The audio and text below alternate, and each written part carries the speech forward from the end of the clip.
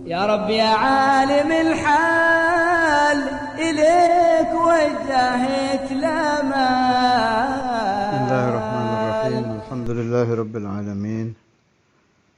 اللهم صل على سيدنا محمد وعلى آل سيدنا Muhammad. Amma ba'd. Al-Majalis Nabawiyah malam ke-15. Sebelum masuk ke pembahasan untuk malam ke-15 ini, saya akan menjawab dulu. Ada pertanyaan. Saya pikir masalah ini sudah dipaham oleh orang-orang yang biasa mengikuti taklim saya di Wali Songo. Tapi karena ada pertanyaan berarti masih ada orang-orang yang mungkin belum terlalu paham. Jadi masalahnya begini, kan ada sholawat-sholawat yang kalau dibaca satu kali sama dengan sholawat lain 100.000, malah ada yang sampai 600.000, ada yang seperti Hatam Dalail 70.000 dan lain-lain.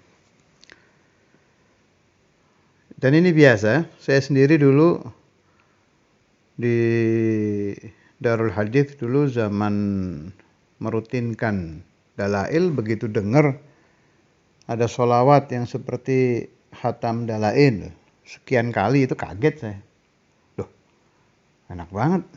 Baca ini sekali sama dengan Hatam Dalail sekian-sekian. Dan sempat saya terpengaruh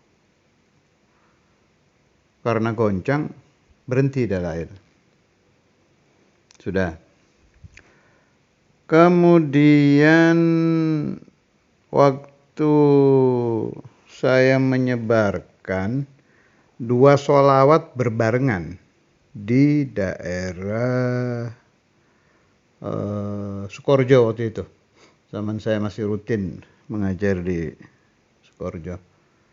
Yang satu sholawat miftahnya Habib Ali, Allahumma shalli ala sayyidina Muhammadin miftah wa birahmatillah itu. Waktu itu saya sampaikan di majelis riwayat yang mengatakan itu sama dengan sholawat biasa 100.000. Saat itu saya masih belum dapat riwayat bahwa ternyata ada juga yang meriwayatkan sholawat miftah seperti sholawat biasa 600.000. Itu saya bilang kalau sholawat miftah diriwayatkan 100.000, yang ada 600.000 sholawat fatih. Akhirnya jelas sekali itu ada satu orang datang ke saya, Beb, yang ini 100.000, yang ini 600.000. Akhirnya dia milih nggak mau baca ini, baca yang 600.000. Tapi itu ilmu, ada kitabnya, ada yang koilnya itu ada. Yang pertama kali memberi keterangan itu ada, dan bukan orang-orang kecil, orang-orang besar, wali-wali besar, ulama-ulama besar. Apalagi kalau Fatih itu yang meriwayatkan Wali Kutub, Sayyidi Ahmad Tijani dan lain-lain. Ini harus ada penjabaran yang jelas. Akhirnya mulai saya tanya-tanya, kalau ketemu orang-orang yang ilmunya jauh di atas saya, guru-guru saya, pasti saya tanya masalah ini. Kesimpulannya begini, dari hasil tanya kanan kiri terus baca-baca kitab gini. Tergantung Anda saja, Anda ini mau mengejar apa. Kalau Anda di dalam sholawat mau mengejar pahala, ya sudah cari aja riwayat-riwayat wali-wali yang siapa yang baca ini sama dengan 600.000. Pilih Fatih, kemudian sholawat miftah, kemudian sholawat ta'dilu itu. Allahumma salli ala sayyidina Muhammad wa ala ali sayyidina Muhammad salatan ta'dilu jami'a sholawati ahli mahabbatik wa sallim ala sayyidina Muhammad wa ala sayyidina Muhammad salaman ya'dilu salamahum. Itu sama dengan 70.000 Hatam Dalail. Kalau saya, prinsip saya sekarang, sholawat manapun, dari wali siapapun, minimal saya harus baca satu kali. Dengan tujuan di akhirat supaya disyafaati. Saya sudah punya prinsip itu kalau saya. Walau marah. Prinsip walau marah juga saya ambil dari Syekhuna Imam Al-Habib Abdullah bin Abdul Qadir bin Faqih. Jadi waktu datang Al-Habib, kakaknya Habib Anis itu siapa namanya? Kalau nggak salah Habib Ahmad ya. Itu Ustadzul Imam minta ijazah waktu beliau berkunjung ke Ustadzul Imam di rumah sakit. Abah saya waktu itu sedang sakit keras sampai di opnam. Beliau berkunjung, Ustadzul Imam minta ijazah, diijazahi isnad ke Habib Ali bin Muhammad Al-Habsyi. Lah kebetulan yang diijazahkan itu sudah dirutinkan oleh abah saya, sebab itu ijazah dari ayahnya Habib Abdul Qadir bin Ahmad bin Fiqih. Hanya ada kalimat yang beda. Nah, tertarik saya itu. Coba solusinya gimana ini? Ternyata beliau terima ijazah, kemudian ngobrol-ngobrol, ada solusi begitu. Setiap ijazah dari wali siapapun ambil. Kata abah saya, yang ngomong abah saya itu Ustadzul Imam, berarti Habib Abdul Qadir. Kata Habib Abdul Qadir bin Ahmad bin Fiqih, igra'uh walau marrah. Baca meskipun satu kali. Itu kita sudah masuk menjadi orang yang muttasil isnadnya. Dan orang yang muttasil isnadnya dengan sahibul ijazah yaumul qiyamah fi syafaatih. Masuk di syafaatnya. Kemudian kalau saya ditanya, lalu yang antum rutin kenapa? Jelas yang dari isnad Thoriqah saya itu gak bisa saya tinggal itu. Apalagi yang saya butuhkan. Jadi kalau saya itu ada wirid sholawat wajib harian yang diijazahi di Thoriqah saya, Thoriqah Alawiyah. Ada wirid yang saya butuhkan sesuai penyakit batin saya, yang tahu ya saya sendiri. Kalau Anda mau meniru ya silahkan. Jadi kayak orang yang hatinya lebih banyak penyakit hubbud dunia. Cari sholawat-sholawat yang menghilangkan atau paling tidak meminimkan hubbud dunia. Orang yang hatinya kotor, baca Tibil Qulub, sesuai penyakit lah, itu ada. Dia ada sholawat yang wajib dibaca, yang di Thoriqah saya. Ada sholawat yang saya butuhkan, sesuai dengan hajat duniawi apa, hajat akhirat apa. Nah, kalau urusan biadadi itu seperti sekian-sekian, saya tidak terlalu make, tapi tetap saya riwayatkan. Dan tetap saya baca walau marrah. Kenapa? Nah, ada jawabannya nanti. Lah ulama-ulama menerangkan hal itu ini untuk menarik masyarakat supaya terbuka hatinya yang gelap karena terlalu tertutup hubbud dunia, supaya agak terbuka senang salawat ala Nabi. Dan ini sulit. Semakin mendekati hari kiamat, semakin sulit hati orang diajak ibadah. Dan ulama-ulama itu bukan berpolitik, memang dapat ilham dari Allah Subhanahu wa taala bahwa siapa yang membaca sholawatnya mendapat ini, mendapat itu, seperti pahala ini, pahala itu bukan karangan. Bisa jadi ilham, bisa jadi isyarah dari Rasulullah SAW. Apa itu betul? Betul. Yakin. Haqqul yakin. Dan silakan, Anda pakai itu bagus. Tapi ada yang lebih bagus. Ada yang lebih bagus, yaitu maga mukhlisin. Yang ikhlas, apa kata guru, apa kata thariqahnya, itu jauh lebih baik. Tapi tidak mengapa. Tidak mengapa. Silakan saja yang mau mengejar pahala ya boleh. Kan memang orang ibadah itu kan macam-macam ya. Ada orang ibadah mengejar surga, mengejar pahala. Ada orang ibadah ingin selamat dari neraka. Ada orang ibadah ikhlas lillahi azza wa jalla. Lalu bagaimana umpama ada orang sudah rutin membaca sallallahu alaihi Muhammad 10.000 atau berapalah yang puluhan ribu itu. Taruh 100.000. Sedangkan sholawat yang kayak Miftah, Nuridzat dan lain-lain yang seperti 100.000 kan hitungan menitnya kan jauh. Yang ini butuh sekian jam, yang ini butuh nggak nyampe 1 menit. Kok bisa sama? Ya itu Allah. Itu judullah. Dermawannya Allah itu seperti itu. Siapa yang baca kulhu 3 kali sama dengan khotam Quran 1 kali, kan jauh capeknya. Ya itu Allah. Allah itu Jawad, Karim, Rahman, Rahim. Apa betul pahalanya kulhu 3 kali sama dengan Quran khatam 1 kali? Betul, tapi tanpa mudha'afah ya. Artinya hitungan lipatan per huruf nggak dihitung. Seperti baca Quran biasa aja 1 kali. Sama, kalau baca kulhu 3 kali itu mendapat pahala khatam Quran 1 kali. Lah orang yang kurang pinter, yang kurang mendalam tafakurnya, dia cukup baca kulhu, nggak mau baca Quran. Tapi kan ngawur ini. Kenapa ngawur? Setiap 1 huruf dari Al-Quranul Karim ada 1000 malakin karim, 1000 malaikat. Ini nggak bisa didapat ini dengan kulhu 3 kali. 1000 malakin karim. Kul harf. Itu ada riwayat dari ulama. Saya dengar dari ba'du masyayikhina. Kemudian, siapa-siapa yang membaca ayat per ayat dari Al-Quran dan dia mengerti artinya, dia bisa tafakur. Tafakur sebentar saja, seperti ibadah 70 sanah ya akhi, 70 tahun. Tidak didapat orang yang membaca kulhu. Kemudian, orang yang capek, apalagi sampai berkeringat, capek betul di dalam membaca Al-Quranul Karim.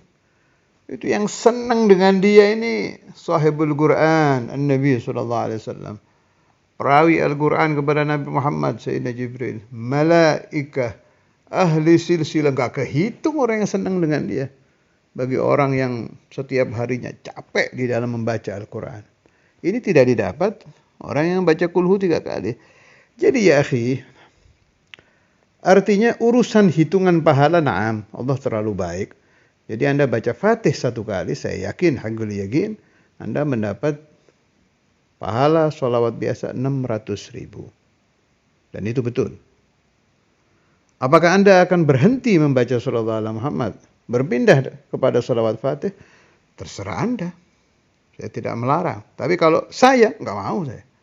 Fatih tetap saya baca, sholawat ala Muhammad tetap saya baca. Kenapa? Riwayatnya beda. Setiap sholawat itu punya khasiat, punya riwayat yang tidak ada di sholawat yang lain. Sholawat ala Muhammad itu 1 kali baca 70 pintu rahmat. Kalau Anda membaca sholawat ala Muhammad, Nabi Allah Khadir yafrah. Sebab beliau yang meriwayatkan itu. Jadi ada hal-hal yang tidak didapat di semua sholawat. Adanya hanya di sholawat yang kada wa kada. Sudah ya, ini selesai pembahasannya. Mudah-mudahan Anda terbuka dan syukur-syukur bisa mengikuti faham saya. Tetap membaca sholawat apapun, terutama yang ada di silsilah guru kita. Khalas, sekarang saya ingin masuk ke pembahasan sifat dermawannya Allah. Ini saya baca dari kitab Thariqah Tijaniyah. Saya sudah lupa halaman dan nama kitabnya, sebab kitab Tijani di saya juga lumayan banyak. Dan di kitab lain juga ada pembahasan ayat wallahu yudha'ifu liman yasha. Saking baiknya Allah, saking dermawannya Allah Ta'ala itu, Allah akan melipat gandakan bagi orang yang Allah kehendaki. Jadi saya punya pemahaman, untuk beberapa orang tertentu, dia membaca sholawat yang dia tidak tahu mudha'afahnya pahala sholawat itu, lipat gandanya sholawat itu. Mungkin 1 kali baca diberi 1 juta pahala. Mungkin 1 miliar pahala. Mungkin 1 triliun pahala. Dan ini akan Anda dapati yaumal qiyamah di catatan Anda. Dari apa Anda dapat? Li'annaka tusalli ala Nabi Muhammad sallallahu alaihi wasallam lillah azza wa jalla. Liajlihi. Liajlillahil jawad. Tusalli ala habibihi. Engkau membaca sholawat kepada kekasih Allah Nabi Muhammad. Liajlihi. Karena Allah azza wa jalla. Dan Allah akan memberi Anda pahala yang tidak terhitung. Bukan 600.000 lagi. Mungkin bermiliar-miliar, bertriliun-triliun 1 kali baca. Tapi nanti satajidu hadza thawab yaumal qiyamah. Nanti di akhirat. Itu pemahaman saya yang saya terpengaruh ketika saya membaca kitab-kitab para aulia tentang ayat wallahu yudha'ifu liman yasha. Ini pegang kuat ini. Jadi sangat beruntung orang yang ikhlas. Membaca sholawat lillah. Membaca Quran lillah. Sedekah lillah. Pahalanya, ana nggak mau hitung-hitungan. Ahsan sama Allah jangan hitung-hitungan. Sebab kalau saya yang hitung dapatnya segitu. Ya Rabbi, saya nemu di kitab siapa yang baca sholawat ini mendapat 100.000. Ya segitu ente dapatnya. Tapi enggak. Allah Maha Dermawan. Busyrak ya Rabb. Terserah anak mau dikasih berapa, terserah hadratak. Itu nanti Allah memberinya akan lebih-lebih. Lianno jawad. Tidak pernah terlibat kekikiran Allah itu. Nah, orang-orang seperti ini yang ikhlas di ajlihi azza wa jalla akan mendapatkan mudha'afatus thawab. Lipatan-lipatan pahala yang bila hisab, tanpa hitungan.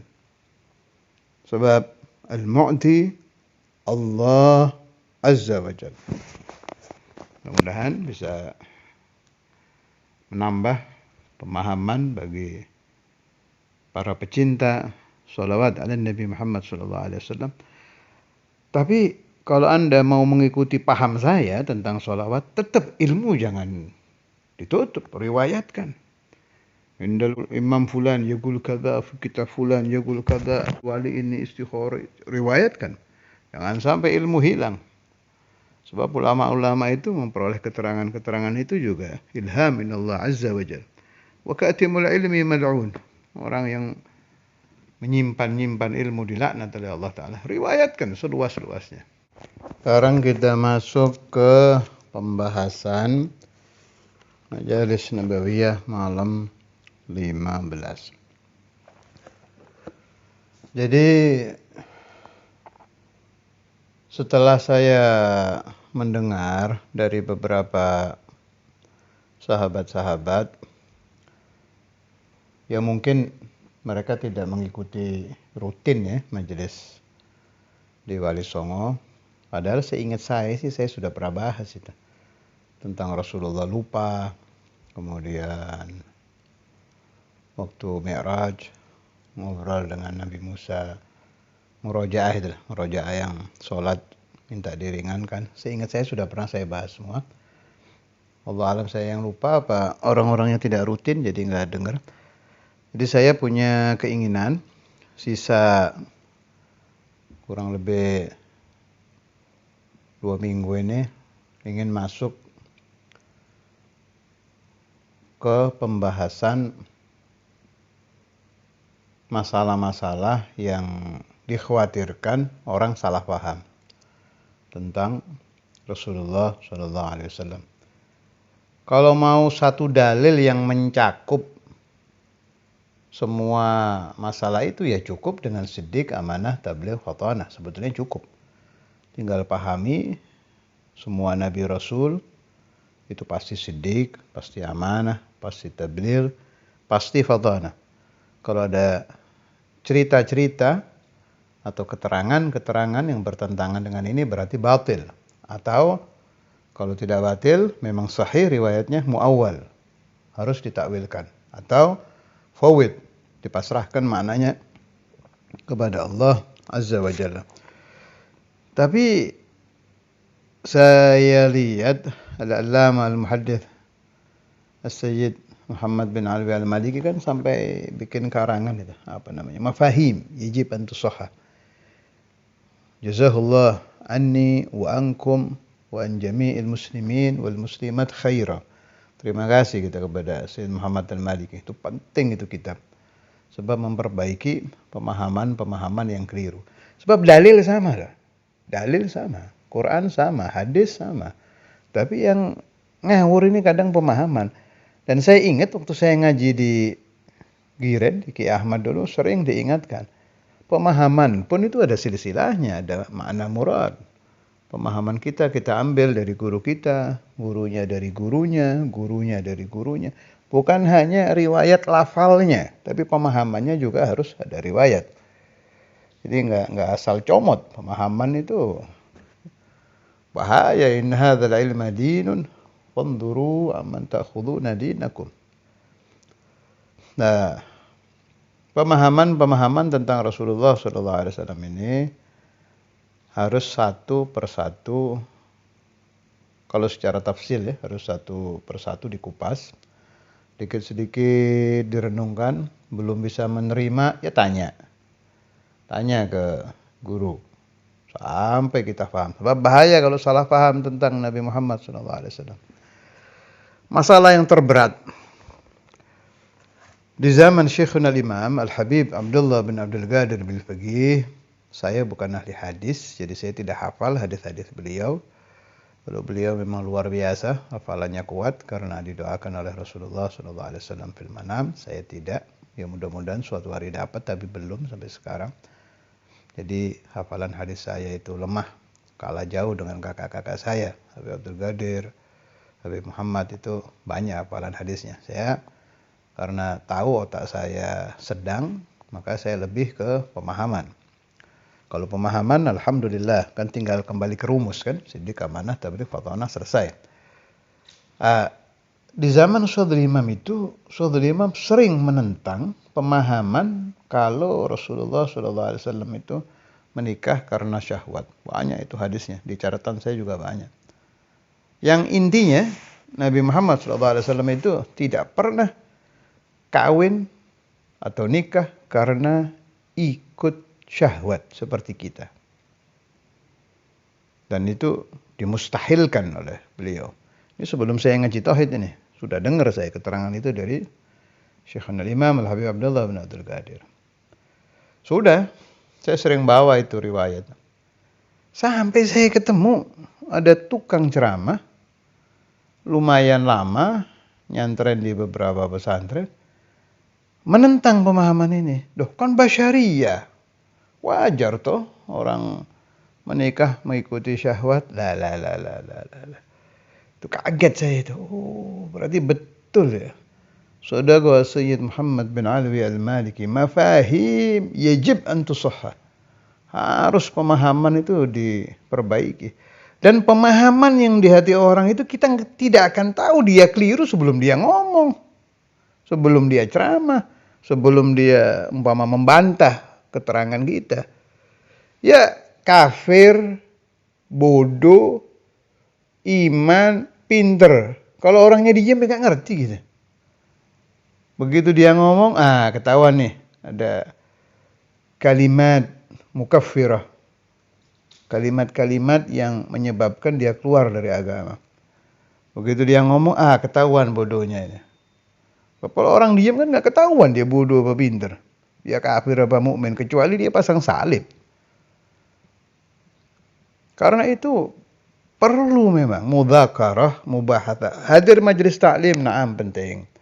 Mendengarkan ceramah, na'am penting. Mendengarkan taklim, ada yang lebih penting lagi. Mafahim yajib an tusahhah.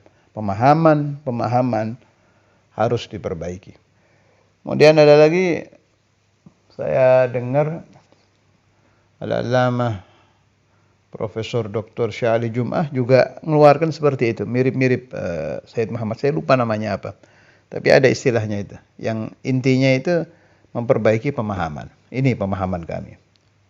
Diperbaiki satu.